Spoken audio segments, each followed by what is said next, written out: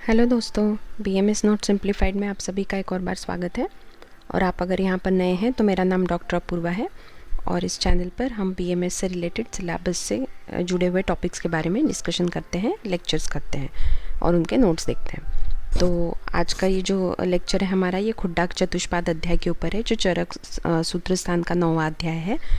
तो इस वीडियो को भी मैंने लेक्चर फॉर्मेट में ही बनाया है। इसके नोट्स जो है वो आपको अगले वीडियो में रिटर्न फॉर्मेट में मिल जाएंगे। तो अगर आपको सिर्फ नोट्स देखने हैं तो आप उस वीडियो के लिए वेट कीजिए, वो भी जल्दी अपलोड हो जाएगा। और अगर आपको लेक्चर सुनना है, अगर इस चैप्टर का एक्सप्लेनेशन आपको चाहिए तो आप लास्ट तक वीडियो ज़रूर देखिए। तो चलिए देखते हैं आज के इस वीडियो में क्या है। खुड्डाक चतुष्पाद अध्याय का जो रेफरेंस है चरक सूत्र स्थान 9 में तो मिलेगा ही आपको, साथ ही में चरक सूत्र स्थान 16 में भी इसका कुछ भाग आया है और अष्टांग हृदय अध्याय 1 और 13 में आपको इसके रेफरेंसेस मिल जाएंगे। और साथ ही में सुश्रुत सूत्र स्थान अध्याय 34 में भी आपको इसके रेफरेंसेस मिल जाएंगे। तो चलिए देखते हैं आज के इस वीडियो में क्या है। तो अभी स्वस्थवृत्त चतुष्क का वर्णन यहाँ तक ख़त्म होता है। 8वां अध्याय जो है वो स्वस्थवृत्त चतुष्क का आखिरी अध्याय है, जो इंद्रियोपकर्मणी अध्याय है वो। अब इसके बाद से निर्देश चतुष्क शुरू होता है। अगर आपको चाहिए तो आप पेज पर यहाँ पर लिख लीजिए कि निर्देश चतुष्क का पहला अध्याय है खुड्डाक चतुष्पाद अध्याय। ये शायद एमसीक्यू एक आया था, शायद 2018 में या 19 में कभी तो ये एमसीक्यू आया है कि निर्देश चतुष्क का पहला अध्याय कौन सा है। तो खुड्डाक चतुष्पाद अध्याय निर्देश चतुष्क का पहला अध्याय है। तो ये ऐसे इस तरह के एमसीक्यूज़ भी कई बार पूछ लिए जाते हैं। मैंने इसके पहले के वीडियो में चतुष्क के बारे में भी मैंने बताया है, कौन सी संख्या, कौन से चतुष्कों में कौन से अध्याय आते हैं और सारे चतुष्कों के नाम भी बताए हैं। आप चाहे तो वो वीडियो भी चेक कर सकते हैं। तो ये थोड़े छोटे छोटे एमसीक्यूज़ होते हैं जो काफ़ी स्कोरिंग होते हैं, तो ये थोड़ा सा याद रखिए। अब यहाँ देखिए खुड्डाक। तो खुड्डाक का मतलब क्या है? तो खुड्डाक का मतलब यहाँ पे इन्होंने लघु या अल्प या संक्षिप्त ऐसा लिया है। हालांकि खुड्डाक इस शब्द का इस तरह का अर्थ संस्कृत भाषा में नहीं देखा गया है, लेकिन इसके नेक्स्ट वाला चैप्टर जो है वो महाचतुष्पाद है, तो उसी कॉन्टेक्स्ट में इन्होंने समझ लिया है कि खुड्डाक जो है उसका अर्थ यहाँ पर हम संक्षिप्त या लघु या अल्प ऐसा कर लेते हैं। साथ ही में सुश्रुत में चरक शारीर स्थान में ही खुड्डी का गर्भावक्रांति और महती गर्भावक्रांति ऐसे भी उल्लेख आए हैं, तो उसी से इन लोगों ने डिराइव किया है ये मीनिंग कि खुड्डाक का अर्थ हम यहाँ पर लघु या फिर संक्षिप्त में ले लेते हैं। तो इसमें मुख्यतः चिकित्सा के जो 4 पाद हैं उनके बारे में डिस्क्रिप्शन आया है। फिर एक चिकित्सक को कैसा होना चाहिए, एक आइडियल वैद्य को कैसा होना चाहिए, प्राणाभिसर वैद्य क्या है, राजारह वैद्य क्या है, तो मूर्ख वैद्य क्या है। तो इस तरह के जो डिस्क्रिप्शन है वो सब इस चैप्टर में आए हैं। तो अभी एक एक करके हम सब थोड़ा थोड़ा डिटेल में देखेंगे। तो अभी 3 नंबर का श्लोक आप देखिए। आप अगर शास्त्री जी की संहिता भी यूज़ करते हैं, चरक संहिता, या ब्रह्मानंद त्रिपाठी जी की भी यूज़ करते हैं, तो भी श्लोक तो सभी में सेम है। तो आप 3 नंबर का श्लोक यहाँ पर देखिए। भिषक द्रव्याणुपस्थाता रोगी पाद चतुष्टयम गुणवत कारणम ज्ञेयम विकारम उपशांतये। तो ये चिकित्सा के 4 चरण इसमें बताए हैं। काफ़ी इंपॉर्टेंट श्लोक है, बहुत बार एमसीक्यूज़ में भी आता है और एसक्यू के लिए अगर आपको आता है तो आपको श्लोक ज़रूर लिखना है। मैं हमेशा ही कहती हूँ कि जितना आप श्लोक लिखेंगे उतने मार्क्स स्कोर करने के चांसेस आपके ज़्यादा होते हैं। तो छोटे छोटे श्लोक है, लेकिन इस चैप्टर के लगभग सभी श्लोक इंपॉर्टेंट है। जो कुछ नहीं है थोड़े वो मैं बता दूंगी आपको, लेकिन जो मोस्टली है वो सभी मैं यहाँ पे कह के बता रही हूँ। तो भिषक द्रव्याणुपस्थाता रोगी पाद चतुष्टयम गुणवत कारणम ज्ञेयम विकारम विपशांतये। तो चिकित्सा के 4 चरण यानी कि 4 बेसिक फैक्टर्स ऑफ ट्रीटमेंट क्या बताए हैं?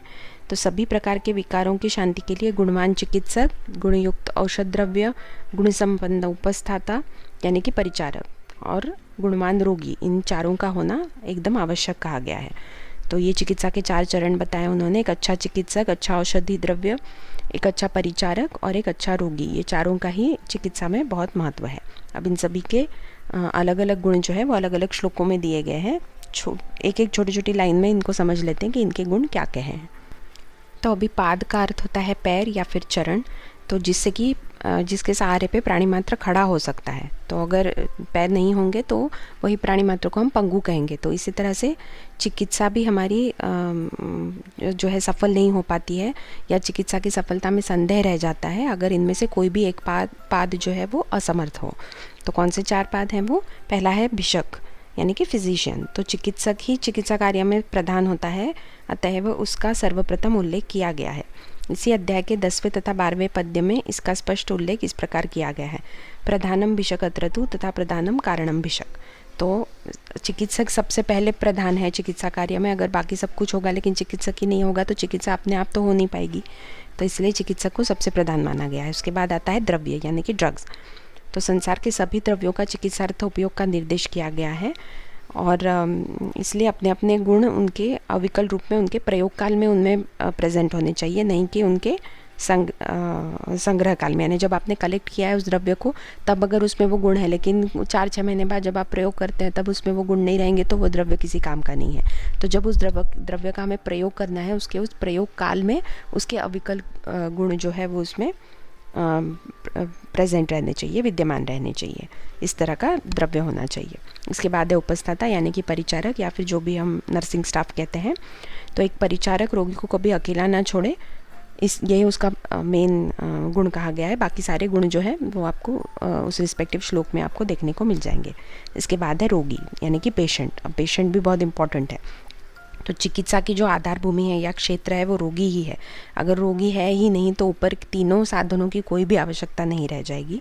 इसलिए चिकित्सक, द्रव्य और परिचारक के बाद रोगी को भी चिकित्सा के 4 पादों में समावेश किया गया है। अब एक और छोटा सा श्लोक यहाँ पर दिया गया है। अगर आप त्रिपाठी जी की संहिता यूज़ करते हैं तो आप 208 पेज नंबर पर देखिए। वैद्यस्तु गुणवान ने कहा, ये जो एक हाईलाइट किया होगा ऊपर में आपको दिख रहा होगा, तो उसमें एक छोटा सा एक श्लोक है, देखिए। पथ्ये सति गदार्थस्य किमौषध निषेवणे, पथ्ये असति गदार्थस्य किमौषध निषेवणे। तो ये वैद्य जीवन में श्लोक कहा गया है। तो वैद्य जीवन के रचयिता कौन है? कोई बता सकता है वैद्य जीवन के रचयिता कौन है? वैद्य जीवन के रचयिता है कविराज लोलिम्बराज। तो इन्होंने एक बहुत ही इंपॉर्टेंट बात यहाँ पर कही है कि पथ्ये सति गदार्थस्य किम औषध निषेवणे। मतलब पथ्य अगर है तो औषधि की क्या ज़रूरत है, और पथ्ये असति गदार्थस्य किम औषध निषेवणे। अगर पथ्य अगर नहीं पालन करते हैं तो कौन सी औषध काम में आएगी। तो ये बहुत ही एक इम्पॉर्टेंट श्लोक। उन्होंने औषधि को उन्होंने अंडरमाइन नहीं किया है, लेकिन उन्होंने पथ्य का इम्पोर्टेंस भी इस श्लोक में बताया है कि औषध के साथ साथ आपको पथ्य सेवन भी उतना ही ज़रूरी है। तो पथ्य सेवन अगर आप करते हैं तो किसी औषध की ज़रूरत नहीं रहती, उसका ऐसा उनका कहना है। या फिर औषध भी शीघ्र काम करता है, और अगर पथ्य आप पालन नहीं करते हैं तो कितनी भी औषधि आप खा लें तो भी वो किसी काम में नहीं आएंगी। तो वैद्य जीवन के रचयिता है कविराज लोलिम्बराज। इसके बाद विकृति और प्रकृति के लक्षण का श्लोक आता है। तो 4 नंबर का श्लोक देखिए यहाँ पे। विकारो धातु वैषम्यम साम्यम प्रकृति रुच्यते, सुख संज्ञकम आरोग्यम विकारो दुखमेव च। तो वात, पित्त, कफ और रस, रक्त आदि ये सब धातु जो है इनकी विकृति, यानी कि ये जब समावस्था में नहीं रहते हैं तो इनको ही हम विकार कहते हैं, और ये सारे दोष और धातु जब समावस्था में रहते हैं तो इन्हीं को प्रकृति कहते हैं। तो इसी का मतलब है कि निरोगता ही सुख है और विकृति ही दुख है। तो इन सभी को क्यूमुलेटिव यहाँ पे इन्होंने धातु शब्द को यूज़ किया है, उपाधि प्रदान की है, लेकिन अन्यत्र हर जगह आपको दोष, वात आदि जो है वात, पित्त, कफ, इनको दोष, और रस, रक्त, मांस में इन सभी को धातु या फिर दुष्य, आपको ये शब्द आपको देखने को मिलेंगे। पर यहाँ पर इन्होंने श्लोक के ईजीनेस के लिए इन्होंने धातु यही शब्द को यहाँ पर प्रयोग कर लिया है। अब इसके बाद 5 नंबर का श्लोक देखिए। चतुर्णाम विषकादीनाम शस्तानाम धातु वैकृते प्रवृत्तिर धातु साम्यार्था चिकित्सिते अभिधीयते। तो ये 4-5 ये दोनों ही श्लोक बहुत इंपॉर्टेंट है। तो यहाँ पर चिकित्सा की परिभाषा दी है। ये चिकित्सा की परिभाषा अगर आपको डेफिनेशन लिखने को आती है, चिकित्सा की डेफिनेशन, तो ऐसे क्यों 2 मार्क्स LAQ कहीं भी आती है तो आपको ये श्लोक लिखना ही है। चतुर्णाम विषकादीनाम शस्तानाम धातु वैकृते प्रवृत्तिर धातु साम्यार्था चिकित्सेति अभिधीयते। तो इसका मतलब है कि धातु को समान करने के लिए जो भी क्रिया, जो ये सब प्रशस्त, वैद्य वगैरह 4 पाद जो है, ये सब जो क्रिया की जाती है वैद्य, द्रव्य, परिचारक और रोगी, इनके द्वारा जो भी क्रिया की जाती है उसी को चिकित्सा कहते हैं। और एक भी श्लोक है देखिए, इसी में ही दिया हुआ है। या भी क्रिया भी जायन्ते शरीरे धातवा समा सा चिकित्सा विकाराणाम कर्म तद बीजजाम मतम। ये भी आपको चरक सूत्रसार के अध्याय 16 में आपको ये व्याख्या देखने को मिल जाएगी। या भी क्रिया भी जायन्ते शरीरे धातवा समा, यानी या भी जो भी क्रिया की जाती है शरीर के धातुओं को सम अवस्था में रखने के लिए। सा चिकित्सा विकाराणाम कर्म तद बीजजाम मतम। तो वैद्यों के मत के हिसाब से विकारों की चिकित्सा इसी को कहते हैं, इसी कर्म को कहते हैं जो भी क्रिया है शरीर के धातुओं को समस्थिति में रखने में मदद करे। इसके बाद एक और सुश्रुत सूत्रसान में भी दिया हुआ है, समदोष समग्निश्च समधातु मल क्रिया प्रसन्नात्मेन्द्रिय मना स्वस्थ इति अभिधीयते। तो स्वस्थ की परिभाषा क्या है वो यहाँ पे इन्होंने बताई है कि दोष अग्नि और धातु जो सभी जब सम अवस्था में रहते, समदोष समग्निश्च समधातु मल क्रिया प्रसन्न आत्मेन्द्रिय मना स्वस्थ इति अभिधीयते। प्रसन्न आत्मा, इंद्रिय और मन सब जब प्रसन्न रहेंगे तो इसी अवस्था को इन्होंने स्वस्थ ऐसा कहा है। आचार्य वाग्भट ने यहाँ पे चिकित्सा के भी दो भेद बताए हैं। देखिए उन्होंने कहा है प्रयोग शमयेद व्याधिमेकम यो अन्यम उदीरयेत नासो विशुद्ध शुद्धस्तु शमयेद यो न कोपयेत। तो शुद्ध और अशुद्ध ऐसी दो चिकित्सा भेद उन्होंने कहे हैं। तो प्रयोग शमयेद व्याधिमेकम यो अन्यम उदीरयेत, इसका मतलब एक व्याधि का शमन तो हो जाता है, यो अन्यम उदीरयेत, लेकिन दूसरी व्याधि का प्रकोप भी हो जाता है। तो ऐसी व्याधि को, ऐसी चिकित्सा को हम अशुद्ध चिकित्सा कहेंगे। नासो विशुद्ध शुद्धस्तु शमयेद यो न कोपयेत। तो इसका मतलब एक रोग को तो हम शमन कर देंगे और साथ ही में दूसरे रोग का कोप भी नहीं होना चाहिए। तो ऐसी चिकित्सा को इन्होंने शुद्ध चिकित्सा कहा है। अब इसके बाद देखिए चिकित्सक के गुण बताए गए हैं। ये भी इंपॉर्टेंट श्लोक है, इसी को भी मार्क कर लीजिए, हाईलाइट कर लीजिए आप। श्रुते पर्यवदातत्वम बहुशो दृष्टकर्मता दाक्षम शौचम इति ज्ञेयम वैद्य गुण चतुष्टयम। तो चिकित्सक के गुण क्या बताए हैं? शास्त्र का सर्वतोमुखी ज्ञान, यानी श्रुते पर्यवदातत्वम। पर्यवदातत्वम का मतलब है परि का अर्थ होता है चारों ओर से, और अवदातत्व का अर्थ होता है उज्ज्वलता, यानी कहीं अज्ञानता ना हो। तो शास्त्र का सर्वतोमुखी ज्ञान होना चाहिए, अनेक बार उस कर्म का प्रत्यक्ष दृष्टा होना, इसका मतलब है बहुशो दृष्टकर्मता। तो अनेक बार प्रैक्टिकल जिन्होंने किया है, जो चिकित्सा कर्म है उसका प्रत्यक्ष उन्होंने ज्ञान लिया है, ऐसा वैद्य होना चाहिए। इसके बाद आती है दक्षता, यानी दाक्ष्यम, जो गुण बताया है, दक्षता यानी कि कुशलता, तो एक्सपर्टीज़ वो आ जाता है इसके बाद। और चौथा है पवित्रता, यानी कि शौचम जो बताया है। तो ये सिर्फ शौच यानी कि शरीर का शौच पवित्रता नहीं होनी चाहिए, मन वचन और कर्म और शरीर चारों की ही पवित्रता इसमें होनी चाहिए। तो श्रुते पर्यवदातत्वम बहुशो दृष्टकर्मता दाक्ष्यम शौचम, ये चार गुण हैं। तो वैद्य के चार गुण यहाँ पे है कि शास्त्र का सर्वतोमुखी ज्ञान होना चाहिए, उसके बाद हर जो चिकित्सा कर्म है उसका प्रत्यक्ष दृष्टा, जितना बार बार प्रत्यक्ष कर्म किया हो उतना अच्छा है, उसके बाद है कुशलता और लास्ट में है पवित्रता यानी कि शौच। अब इसके बाद 7 नंबर का श्लोक देखिए, बहुता तत्र योग्यत्वम अनेकविध कल्पना संपच्चेति चतुष्कोयम द्रव्याणाम गुण उच्यते। तो द्रव्यों के गुण इस श्लोक में बताए गए हैं। क्वालिटीज़ ऑफ ड्रग्स क्या है?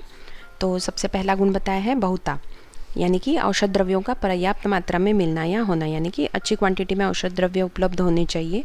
ये नहीं कि थोड़े से है और फिर उसके बाद ख़त्म हो गए तो आपको औषध चेंज करना पड़ेगा, बार बार उसका डोसेज ठीक करना पड़ेगा, वो सब प्रॉब्लम होती है। तो इसलिए औषध द्रव्यों का पर्याप्त मात्रा में मिलना, ये यहाँ पर कहा है बहुता। आचार्य वाग्भट के हिसाब से बहुता का अर्थ होता है जो एक ही द्रव्य अनेक रोगों की शमन शक्ति रखता हो, तो उनके हिसाब से बहुता का मतलब वो है। दूसरा गुण है इसके बाद रोग को शांत करने की योग्यता, योग्यत्वम। तो रोग को शांत करने की जो शक्ति होती है वो उसमें द्रव्य में होनी चाहिए। तीसरा गुण है एक ही द्रव्य का अनेक विधि से निर्माण करना, यानी कि अनेक विध कल्पना। तो एक ही द्रव्य उसका स्वरस भी बनाया जा सके, कल्क भी बनाया जा सके, पांड भी बनाया जा सके, तो इस तरह के अलग अलग गुण उसमें अलग अलग विधि से हम उसको निर्माण कर सके, ये भी एक द्रव्य का गुण है। और लास्ट में है संपन्न, यानी कि उस द्रव्य में उस स्वाभाविक सभी गुणों का होना चाहिए, उसके जो स्वाभाविक सभी गुण हैं वो सभी उस द्रव्य में होने चाहिए। ये सारे ही द्रव्यों के गुण कहे गए हैं। अब इसके बाद 8 नंबर का श्लोक देखिए, उपचारज्ञता दाक्षम अनुरागश्च भर्तरी शौचम चेति चतुष्कोयम गुण परिचर्य जने। तो इसके बाद परिचारक के गुण उन्होंने बताए हैं। उपस्थाता के क्या गुण हैं? Qualities of nursing staff. तो सबसे पहला उन्होंने कहा है उपचारज्ञता दाक्षम अनुरागश्च भर्तरी। उपचारज्ञता यानी विधिवत सेवा करने का ज्ञान होना चाहिए, किस तरह से सेवा की जानी चाहिए उसका ज्ञान होना चाहिए। सेवा संबंधी सब प्रकार की कुशलता होनी चाहिए, यानी दाक्षम, तो सभी प्रकार की एक्सपर्टीज़ उसमें होनी चाहिए। उसके बाद जिसकी सेवा कर रहा हो उस रोगी के प्रति प्रेम का होना चाहिए, यानी अनुरागश्च भर्तरी। तो उस रोगी के प्रति उसको घृणा नहीं होनी चाहिए, उसके प्रति उसको प्रेम होना चाहिए, सिंपैथी होनी चाहिए, काइंडनेस होना चाहिए।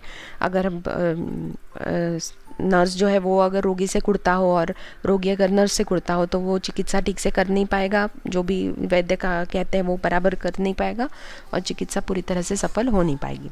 और लास्ट में आता है शौचम, यानी कि शरीर, वाणी, मन और कर्म से सभी से पवित्र होना, ये भी परिचारक का गुण है। तो ये सब सारे 4 गुण परिचारक के यहाँ पे बताए गए हैं। तो ये भी इंपॉर्टेंट श्लोक है, इसको भी आप हाईलाइट कर लीजिए।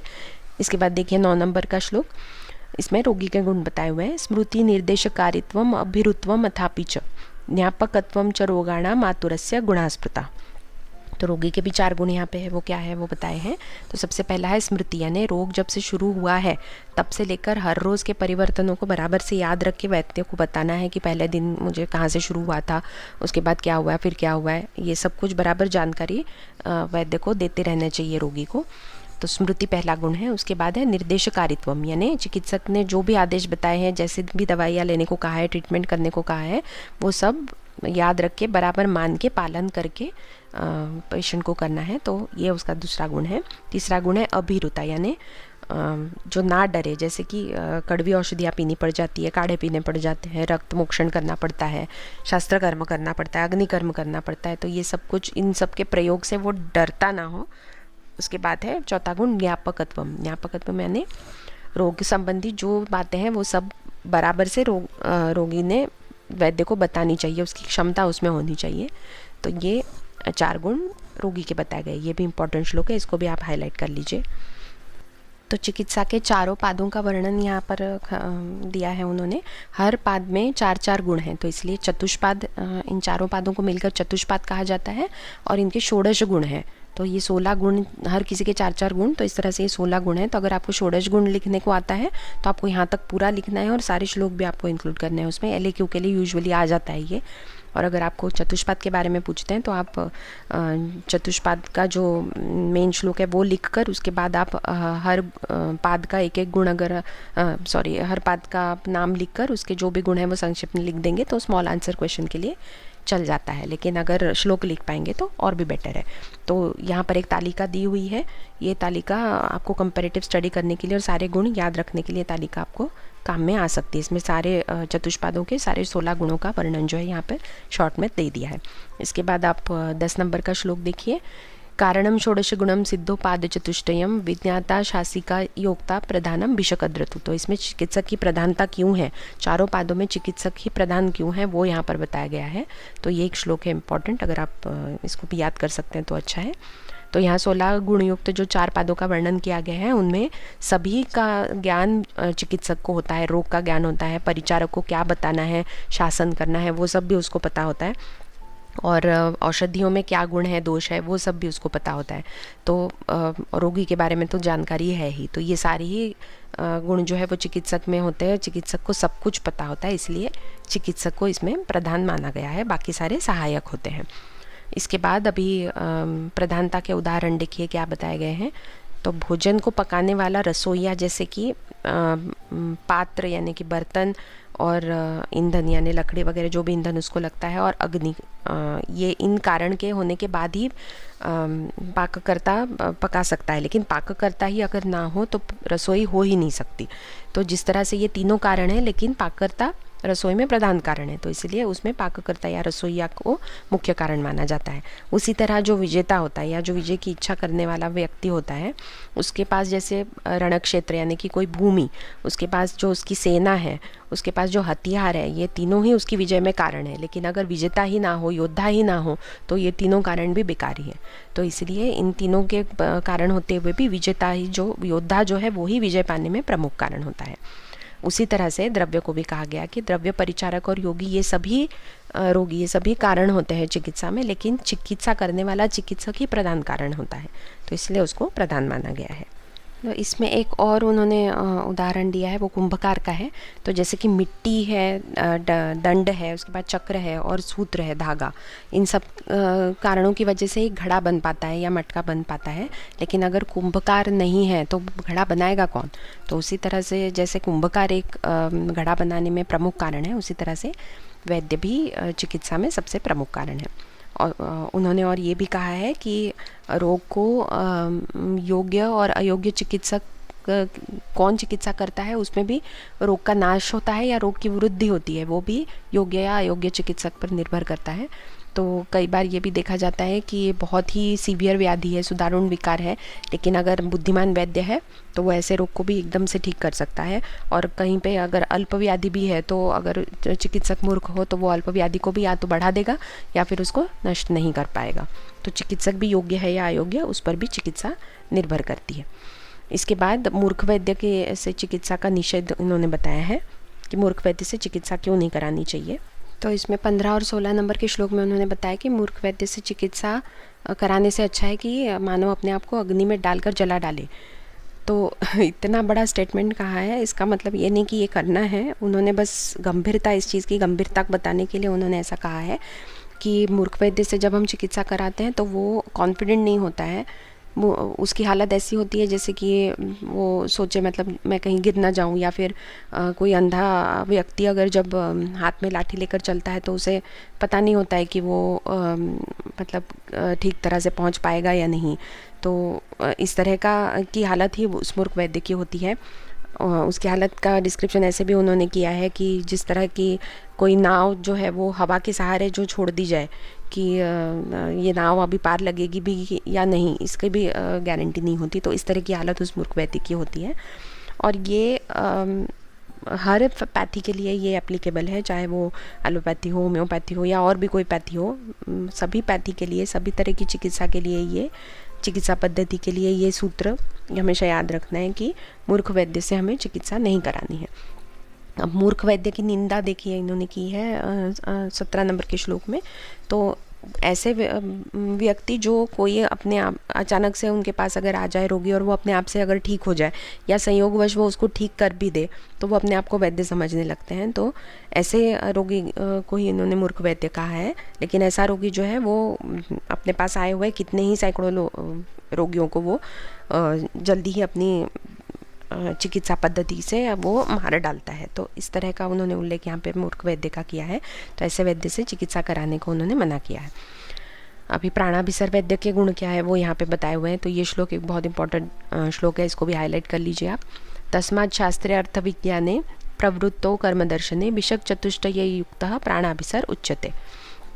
तो इसलिए उत्तम चिकित्सक जिसे बनना है उसने शास्त्र यानी चिकित्सा शास्त्र और उसके साथ अन्य जो भी संबंधित शास्त्र है उन सबको उस सबके अर्थ को अच्छे से समझना है, भली भांति समझना है। और शास्त्रीय विधियों की प्रवृत्ति में और आयुर्वेदीय यानी जो भी औषधि निर्माण पंचकर्म प्रयोग वगैरह है इन सभी की विधियों में उसने प्रवृत्त होना है यानी लगे रहना है। तो बार बार इन सब की प्रैक्टिस उसने करनी है। ऐसे वैद्य को प्राणाभिसर वैद्य कहा जाता है। प्राण होता है जीवन और अभिसर होता है सहायक। तो जो जीवन बचाने में सहायक हो या फिर जो जाते हुए जीवन को वापस लाके आपके अंदर स्थिर कर दे, बसा दे, ऐसे वैद्य को प्राणाभिसर वैद्य कहा गया है। तो क्या है प्राणाभिसर वैद्य के गुण? शास्त्राध्ययन यानी अपने चिकित्सा शास्त्र के साथ साथ दूसरे संबंधित शास्त्रों का भी अध्ययन वो करे, शास्त्रों के अर्थ का उसको अच्छी तरह से ज्ञान हो, चिकित्सा करने की उसकी प्रवृत्ति हो यानी हर पद्धति को वो अच्छी तरह से समझ के बार बार उसको प्रत्यक्ष कर्म करे, और साथ में कर्म दर्शन यानी हर तरह से देश भेद से, हर तरह शास्त्र भेद से, देश भेद से, हर तरह से प्रयुक्त होने वाले कर्मों को वो देखे। तो ये सारे गुण एक प्राणाभिसर वैद्य में होते हैं। इसके बाद राजवैद्य की परिभाषा बताई गई है। तो राजवैद्य क्या है? यानी जो महापुरुषों की चिकित्सा करने के लायक है, ऐसे वैद्य को राजवैद्य कहा गया है। तो हेतौ लिंगे प्रशमने रोगाणाम पुनर्भवे ज्ञानम चतुर्विधम यस्य स राजार्हो भिषक्तम। तो हेतु यानी कि जो निदान है वो, लिंग यानी कि जो लक्षण है वो, और रोगों को शांत करने में और पुनः उत्पन्न न होने देने में यानी प्रिवेंशन में भी जो पूर्ण ज्ञान रखता है वो सर्वश्रेष्ठ चिकित्सक ही महापुरुषों की चिकित्सा करने के योग्य होता है, ऐसा इन्होंने कहा है। तो अभी इसमें हेतु और लिंग ये जो भाग है ये शास्त्राभ्यास में आ जाता है, और रोग प्रशमन और रोग का अपुनर्भव ये जो है ये कर्माभ्यास में आता है। तो शास्त्राभ्यास, शास्त्रांतराभ्यास यानी शास्त्राभ्यास यानी अपनी शास्त्र वैदिक शास्त्र का जो ग्रंथ है उनका पठन, और शास्त्रांतराभ्यास यानी कि इसके अलावा इससे संबंधित और भी जो शास्त्र है उनका भी अभ्यास, और कर्माभ्यास। ये सब जिस चिकित्सक में आते हैं, जो चिकित्सक ये सब करता है तो वो इस तरह का कि उसको उपमा दी गई है कि वो ऐसे निर्भय विचरण करता है और सफलता प्राप्त करता है जैसे कि युद्ध भूमि में 2 पहियों से युक्त रथ वाला सारथी। ये सभी को पता है कि अगर रथ का एक पहिया टूट जाए तो भी वो सारथी युद्ध जीतने में असफल हो जाता है।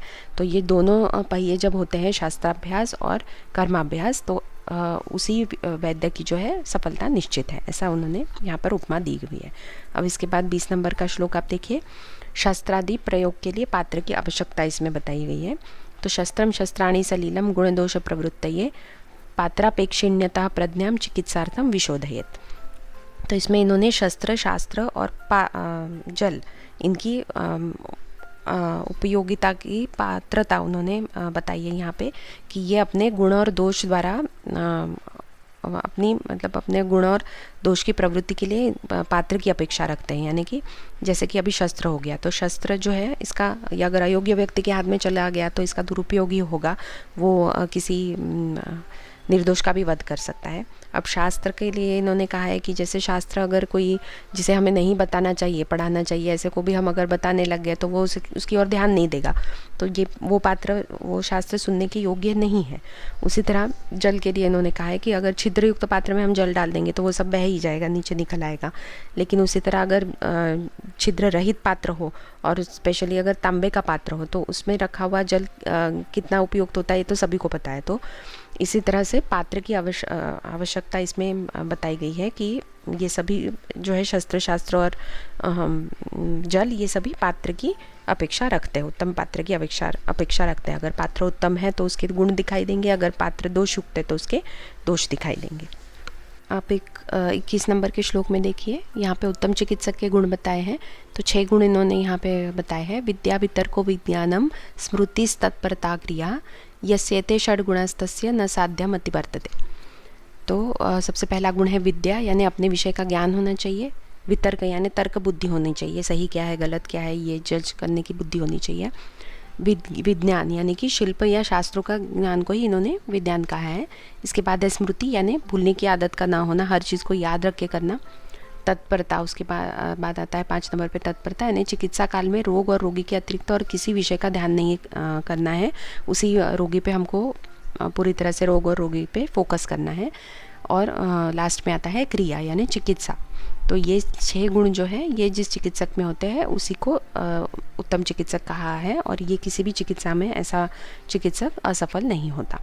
इसके बाद और अन्य गुण उन्होंने बताया है 22 नंबर के श्लोक में देखिए। विद्यामति कर्म दृष्टिरभ्यास सिद्धिराश्रयः वैद्य शब्दाभिनिष्पत्तावलम एकैकम अप्यतः। तो इसके और अन्य 6 गुण बताए गए हैं। वो है विद्या यानी शास्त्रांतरों का ज्ञान होना, मति यानी शास्त्रों का मनन, बुद्धि या इच्छा। तीसरा है कर्म दृष्टि यानी कर्म के प्रति एकाग्रता होनी चाहिए। अभ्यास यानी निरंतर चिकित्सा कार्य करने का अभ्यास, अपने आप को अपडेट रख के। 5वें नंबर का है सिद्धि यानी चिकित्सा में सफलता या मंत्र सिद्धि या इष्ट सिद्धि। कुछ पुराने वैद्यों को सिद्धि प्राप्त है, आपने सुना होगा ये सब, तो सिद्धि। और लास्ट में है आश्रय यानी अष्टांग चिकित्सा में जिसमें भी हमको कुशलता प्राप्त करनी है उस विषय के विशेषज्ञ गुरुजनों के साथ रहना, यानी किसी के नीचे जब आप अंडर प्रैक्टिस करते हैं तो वही उनका मतलब है यहाँ पे कि जिस किसी क्षेत्र में आपको निपुणता हासिल करनी है तो ऐसे क्षेत्र के जो भी विशेषज्ञ एक्सपर्ट गुरुजन हैं उनके साथ रहना। तो ये अन्य 6 गुण उत्तम चिकित्सक के बताए हैं। तो 23वें श्लोक में इन सभी गुणों की फलश्रुति बताई गई है कि ये सभी गुण जिस वैद्य में होते हैं वो वैद्य शब्द की योग्यता का निर्वाह करता है, मतलब वैद्य शब्द को सार्थक करता है और सभी प्राणी मात्रों को सुख देने वाला होता है। इसके बाद उन्होंने शास्त्र और बुद्धि से युक्त वैद्य का वर्णन किया है। तो शास्त्र जो होते हैं वो ज्योति स्वरूप होते हैं यानी प्रकाश स्वरूप होते हैं, वो वस्तु को प्रकाशित करते हैं, किसी भी वस्तु को प्रकाशित करते हैं। और हमारी जो बुद्धि होती है, शुद्ध बुद्धि होती है, इसको इन्होंने नेत्र की उपमा दी है। तो ये शास्त्र और बुद्धि से संबंधित जो भी वैद्य होता है, यानी शास्त्र और ज्ञान और बुद्धि जिसकी वैद्य के पास होती है वो कभी अपराध या कभी भी भूल नहीं कर सकता। इसके बाद चिकित्सक का कर्तव्य क्या है वो उन्होंने यहाँ पे बताया है। तो चिकित्सक का कर्तव्य है कि चिकित्सा के जो तीनों पाद है, द्रव्य है, परिचारक है और रोगी है, वो सभी वैद्य के ही अधीन रहते हैं। इसलिए चिकित्सक को हमेशा चाहिए कि वो अपनी गुणों की संपत्ति को हमेशा बढ़ाते रहे, और ये तीनों जो है वो चिकित्सक के बिना अपने आप में काम नहीं कर सकते हैं। तो इसलिए चिकित्सक को चाहिए कि वो अपनी जो गुणों की संपत्ति है वो हमेशा बढ़ाता रहे, गुणवर्धन हमेशा करता रहे, सीखता रहे। इसके बाद वैद्य की वृत्तियाँ बताई हैं। तो वैद्य की 4 वृत्तियाँ क्या है, इसका एक जो श्लोक है 26 नंबर का श्लोक, वो आप देखिए, वो भी हाईलाइट कर लीजिए। तो यहाँ दिया है, मैत्री कारुण्य मार्तेषु शक्य प्रीति रूपेक्षणम प्रकृतिस्तेषु भूतेषु वैद्य वृत्तिश चतुर्विद्या। तो सबसे पहला है मैत्री, यानी प्राणियों के प्रति मित्रता होना चाहिए, मित्रता का भाव होना चाहिए, काइंडनेस होना चाहिए।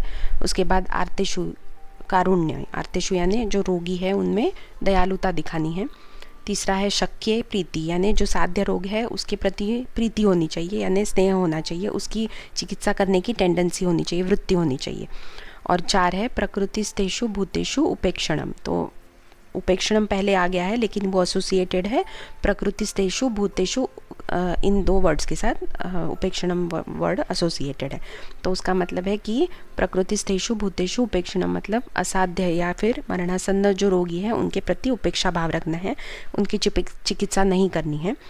तो अभी ये तो थोड़ा मतलब एक वैद्य का कर्तव्य है कि उसे चिकित्सा तो करनी है, तो इसलिए ऐसे रोगियों के बारे में उनके कुटुंबियों को बराबर पहले से आगाह कर देना है, बता देना है, और उसके बाद उसकी चिकित्सा अगर फिर भी वो करवाना चाहे तो करनी है। तो सांकेतिक भाषा में उसके स्वस्थ न होने की जो बात है वो उसके घर वालों को बता देनी है। तो इस अध्याय में हमने क्या क्या सीखा, इस अध्याय में हमने चिकित्सा के 4 पादों के बारे में सीखा है। हर पाद के 4-4 गुण जो है, 16 गुण टोटल में, वो हमने सीखे हैं। इसके बाद हम वैद्य की प्रधानता क्यों है वो देखा है, वैद्य कैसा होना चाहिए, किन किन गुणों से युक्त होना चाहिए वो देखा है। उसके बाद उन गुणों से क्या लाभ हो सकता है वो देखा है। मूर्ख वैद्य से हम चिकित्सा कराते हैं तो क्या हानि होती है वो देखा है। इसके बाद वैद्य के जो उत्तम चिकित्सक के जो 6 गुण हैं वो देखे हैं। और उसके बाद वैद्य की जो वृत्ति है, वो 4 वृत्तियाँ वो क्या है, उन सभी का वर्णन यहाँ पे हमने देखा है। तो ये खुड्डाक चतुष्पाद अध्याय यहाँ पर समाप्त होता है। तो मैं उम्मीद करती हूँ कि ये लेक्चर आपके कुछ काम में आया होगा, इस चैप्टर को समझने में आपको आसानी हुई होगी। जितने भी श्लोक मैंने यहाँ पे हाईलाइट करके दिए हैं वो सभी कोशिश कीजिए कि आपको लर्न करने हैं, क्योंकि ये किसी ना किसी फॉर्म में एग्जाम में पूछे जाते हैं, MCQs में आ जाते हैं, फिल इन द ब्लैंक्स के तौर पर आ जाते हैं। और अगर आपको SAQ LAQ लिखने हैं तो उसमें अगर आप श्लोक लिखते हैं तो आपके मार्क्स बढ़ने के चांसेस बढ़ ही जाते हैं। तो मैं उम्मीद करती हूँ कि आपके ये काम में आया है, और इसी के नोट्स आपको अगले वीडियो में आपको मिल जाएंगे। तो मैं जल्दी ही मिलूँगी आपसे अगले वीडियो में। तब तक के लिए bye bye and take care.